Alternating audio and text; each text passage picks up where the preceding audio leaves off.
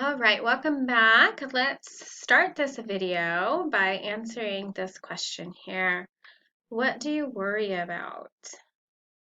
Give you a moment to think about what do you worry about? You might be thinking things like bills, that's a popular one, work, family, maybe what others think about you, your future. So, and these are just a few examples of what some of us spend our time worrying about. There's lots of things to worry about. And we all have worries, but what happens when those worries become problematic in our life? Well, it can be disruptive, it can be unhelpful, it can increase anxiety. And when this happens, we call it rumination.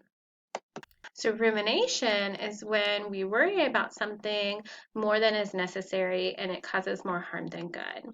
It's when someone obsesses about the future, has uncontrollable, repetitive, and distressing thoughts, reflects on the past more than is necessary, and it can, of course, negatively impact mental and physical health. It can also increase anxiety, take us away from living in the present moment, increase stress levels, and distract us from our responsibility or our responsibilities. So, how can we reduce rumination? What are some things that we can do to help? So here are some methods that you've been learning about that can help with reducing rumination. And the first one there is cognitive behavioral therapy, or CBT, which focuses on reducing symptoms of mental health conditions by changing thinking patterns.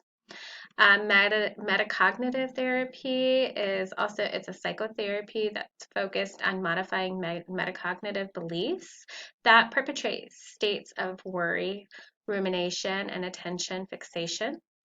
And then, of course, mindfulness and meditation training, these can also help us to improve mental health and reduce rumination by calming the mind and body and reducing those levels of stress. So, and there's more than this, but these are a few tools that you are likely familiar with already, or they may be new to you, and they can help with reducing rumination.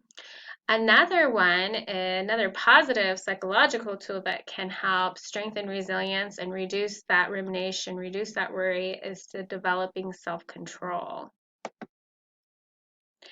So this is having self-control over things like your thoughts, your behaviors, your emotions, your desires. And to develop this skill, it requires focus, persistence, and intentionality. And that continues to be a theme, right? Yes, like other things we've learned this semester, we have to be intentional. We must practice these skills. Otherwise, we don't strengthen those neural networks and it doesn't stick. So let's take a look at how we can practice self-control. So we can start by self-regulating. So self-regulating asks us to shift our physical and mental states by activating the parasympathetic and vagal circuitry, which we've learned about earlier in the semester. Avoid temptations, right? Out of sight, out of mind.